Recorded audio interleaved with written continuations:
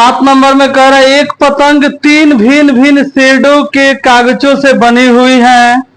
इन्हें आकृति 12.17 में 1, 2 और 3 से दर्शाया गया है। देखो एक पतंग है, तुम लोगों को तो मालूम है कि पतंग सबको उड़ाया है ना, इसमें सब बच्चा पतंग उड़ाया है। भाई पतंग के पूंछ इस तरह रहता है ना, कोनो कोनो में लंबा रहता है ना। तो पतंग को 1, 2 और 3 भाग में इस तरह दर्शाया है और यहां से एक ऐसे चिन्ह खींच दिया। तो पतंग में तो वो ऐसे ना चिन्ह रहता है ना, तो उसको ऐसे नहीं दे के इस तरह सीधा कर दिया है। तो इसमें बोल रहा है कि पतंग के ऊपरी भाग का 32 सेंटीमीटर का विकर्ण है। देखो भाई कितना का विकर्ण है, 32 का। यानी कि विकर्ण हम लोग किसको कहते हैं, समझो इधर। अगर कोई वर्ग है तो वर्ग के एक कोण से एक कोण पे मिला देना, यानी कि एगो विकर्ण ये हो गया और एगो विकर्ण ये। तो ये भी तो समझ लो थोड़ा देर के लिए चरखुट्टे ना हम हाथ से बनाए तो टेढ़ हो गया है ना। इस कोण से इस कोण को मिला रहे और इस कोण से इस कोण को। तो विकर्ण इसका 32 सेंटीमीटर का है, तो बीच से हमेशा कटता है। यानी कि 16 सेंटीमीटर इधर हो गया और 16 इधर, 20 हो गया कि नहीं हो गया। उसी तरह इसको भी 32 करेंगे, हम 20 कर रहे हैं, 32 हो जाएगा। ये भी होगा 16 सेंटीमीटर और ये भी होगा 16 सेंटीमीटर। और कह रहा है कि विकर्ण का एक वर्ग है, यानी कि 32 सेंटीमीटर विकर्ण का वर्ग, यानी कि चरखुट्टा है। समझ लो तुम लोग चरखुट्टा है, तुम बना दिए, फोटो टेढ़ा हो गया है ना। तो वर्ग हम लोग किसको कहते हैं, जिसमें चारों कोण चारों भुजा आपस में क्या रहता है, बराबर। या जैसे मान लो इसको मिटा के थोड़ा सा अगर सुधारने की कोशिश करते हैं, तब देखो तो हल्का चरखुट्टा दिखने लगा कि नहीं दिखने लगा ना। अब देखो इसमें हम लोग को क्या करना है, हाई 32 दिया था, हम 16 कैसे लिख दिए, क्योंकि वर्ग का विकर्ण हमेशा 2 भाग में बढ़ जाता है ना। अगर दोनों तरफ से दे दें तो 32 का था, 16 को इधर 16 को इधर। उसी तरह ये 32 का था, 16 सेंटीमीटर ऊपर 16 सेंटीमीटर नीचे। और इसमें कह रहा है कि इसका निचला भाग 6, 6 और 8 सेंटीमीटर भुजाओं का समद्विबाहु त्रिभुज है। यानी कि हई 6 का होगा, ये 6 का होगा और ये 8 का है, यानी कि समद्विबाहु। तो हम लोग समद्विबाहु से जानते हैं कि जिसमें 2 को भुजा बराबर रहेगा वो क्या कहलाएगा, समद्विबाहु। तो कह रहा है कि प्रत्येक शेड का कितना कागज प्रयुक्त किया गया, हम लोग ज्ञात करना है कि प्रत्येक शेड में कितना कागज लगा हुआ है।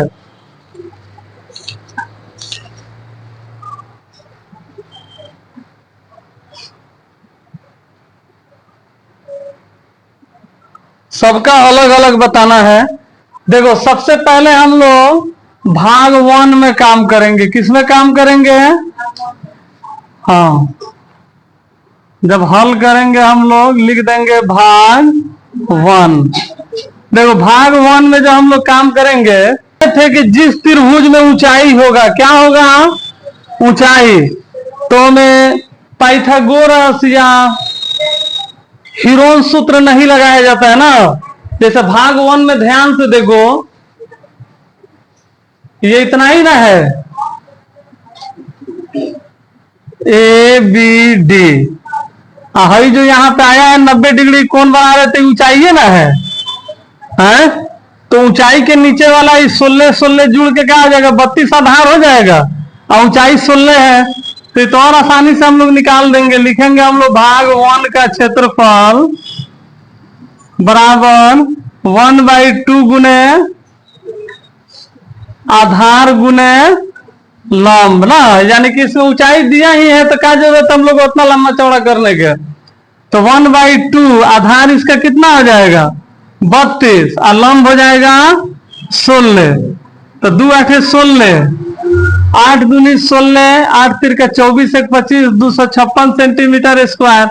अब भाग 2 का कितना, देखो ये भी तो उतना ही ना है। तो इसका आधार अगर देखेंगे तो है ना, आधार हो जाएगा और लंब तो है ये, तो उल्टा हो गया 16। तो भाग 1 का क्षेत्रफल बराबर भाग 2 का क्षेत्रफल, यानी भाग 2 का भी क्षेत्रफल उतना ही होगा। इसलिए हम लोग लिख देंगे भाग 2 का जो क्षेत्रफल होगा वो कितना हो जाएगा, ये भी 256 सेंटीमीटर स्क्वायर। दुगो का काम हो गया कि नहीं हो गया इतना ही तेज में। अब देखो भाग 3 का क्षेत्रफल, भाग 3 का क्षेत्रफल में कौन दिमाग अभी लग रहा है, इसमें ऊंचाई नहीं है, तो इसमें हम लोग कौन सा फॉर्मूला लगाएंगे, हिरोन वाला। कहेंगे त्रिभुज ना है तो एस निकाल देंगे, A plus B plus C by 2, A लिख देंगे 6, बी लिख देंगे 6, सी लिख देंगे 8, 2 6 6 12 8 20/2, तो कट के 10 आ जाएगा। डायरेक्ट लिख दिए तो कोनो दिक्कत, समझ में आ रहा है ना 10 कहां से आया, यानी कि जोड़ के 2 से भागा कर दिए हैं। अब क्षेत्रफल का सूत्र लगाएंगे, S minus B S minus C. देखो एस है 10, 10 में से 6, 10 में से 6 और 10 में से 8। अब ये हो जाएगा 10 में 6 जाएगा 4, 10 में से 6 जाएगा 4, 10 में से 8 जाएगा 2 ना।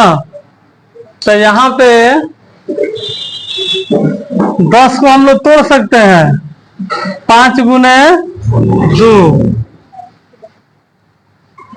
देखो 2 को 4 के बदले में कई गो 4 बाहर निकलेगा, एगो निकल जाएगा। और 2 को 2 के बदले में कई गो 2 बाहर निकलेगा, एगो 2। और 5 है तो 5 इसी तरह अंदर आ जाएगा, इसका जोड़ा नहीं लगा। तो 4 दूनी 8√5 सेंटीमीटर स्क्वायर हो गया आंसर। चल लिखो सब तो। करे फर्श पर एक फूलों का डिजाइन 16 त्रिभुजकार टाइल्सों से बना हुआ है। अरे 16 को दिख रहा है, 1 2 3 4 5 6 7 8, यानी एगो में 2 गो लगा हुआ है ना। तो इसमें हम लोग बोला है जिसमें से प्रत्येक की भुजाएं 9 सेंटीमीटर 28 सेंटीमीटर और 35 सेंटीमीटर है।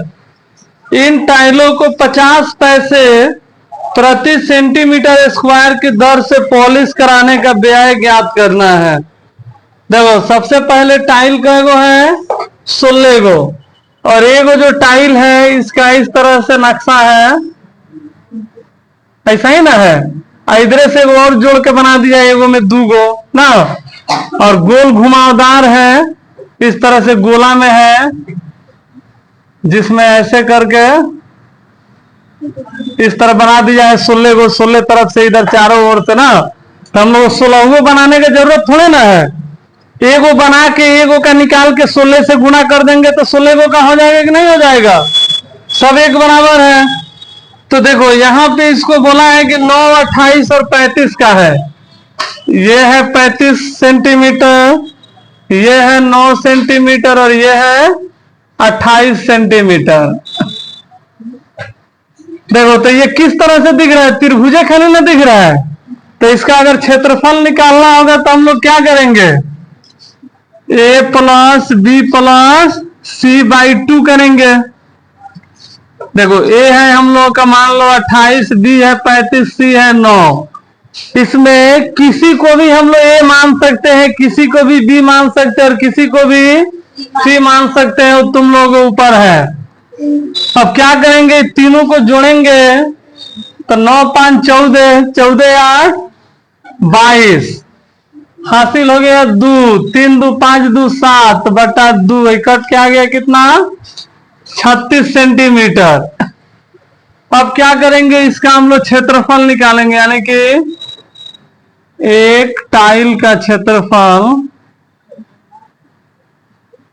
त्रिभुज है तो हिरोन सूत्र लगेगा, S minus A S minus और एस माइनस सी। तो देखो यहाँ पे ये है हम लोग का आया है 36, 36 माइनस एक कितना 28 माना है। छवि एक बात और ध्यान दो तुम लोग, अगर यहाँ ए हम 28 मान लिए, अगर पहले 35 लिख देंगे तो कोनो दिक्कत, कोई दिक्कत नहीं है, जिसको पहले मर्जी तुम लोग लिख सकता है सब। लिंक आया है कि नहीं, 28 9, अच्छा हाँ 28 पहले लिख दिया है ना, अब 35 लिख देना। तो 36 में से 28 जाएगा तो कितना बचेगा?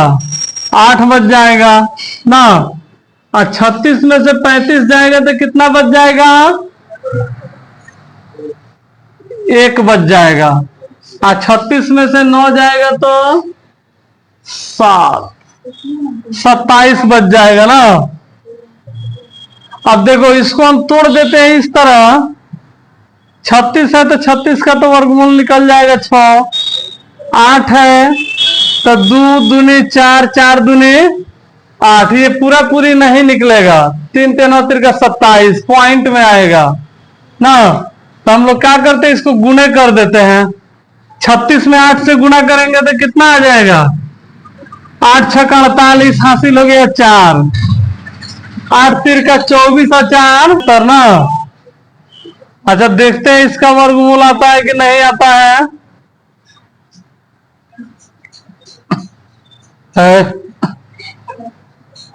यहीं पे गुणा करने में गलती हो गया है। अब 77 76 का अगर वर्गमूल देखते हैं तो हो भी सकता है। 8 8 64 9 9 81, 8 से लगाएंगे। 7 में से 4 जाएगा 3, 7 में से 6 जाएगा 1, 7 6, 8 8 16, 6 6 36, 6 6 36 3 39, 6 3 9, 4 अभी कम आएगा। 8 से लगाएंगे तो 8 8 64, 6, 8 6 48, 49 50 54, 5 8 5 13, 8 से लगा देंगे। 8 8 64 के 4 हाथ में हासिल 6, 8 6 48 और 6 54 5, 2 3 कट गया। दशमलव देंगे तो कई गो 0? 2 गो। फिर यहाँ पे मान लो 2 लिखते हैं तो 2 दूनी 4, 2 6 12, 2 7 14, 2 का 2 1 3 है। फिर गड़बड़ा दिया सब। 2 दूनी 4, 2 6 12, 2 7 14 1 15, 2 का 2 1 3। 2 से ज्यादा लग जाएगा तो एक बार में ही लगाएंगे तो कम आएगा। 88.।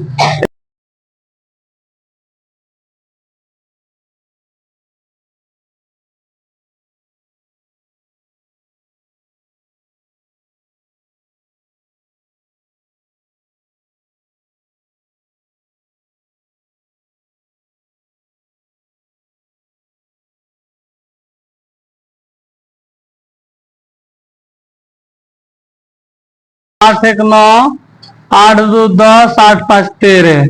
दशमलव के एक अंक चल जाएगा।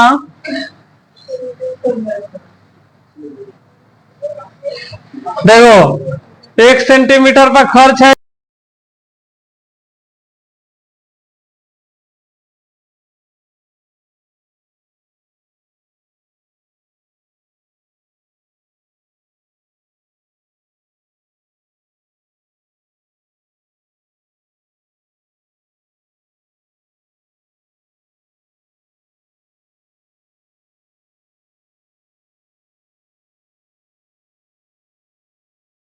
आने का खर्च 9.6 गुने 0.5।